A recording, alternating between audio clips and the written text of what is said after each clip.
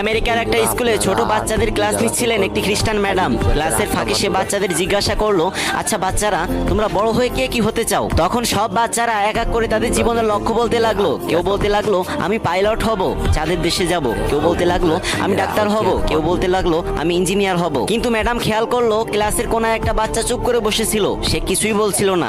তখন ম্যাডাম তার কাছে যে জিজ্ঞাসা করলো, আচ্ছা তুমি বড় হয়ে কি হতে চাও? তখন বাচ্চাটি বলল, ম্যাডাম আমি বড় হয়ে সাহাবী হতে চাই। তখন ম্যাডাম থমকে গেল আর মনে মনে ভাবতে লাগলো, সাহাবী, এটা আবার কি? তারপর ম্যাডাম ক্লাস শেষ করে সেই ছেলেটির মায়ের কাছে ফোন দিল আর বলল, আপনার ছেলে বড় হয়ে সাহাবী হতে চাই।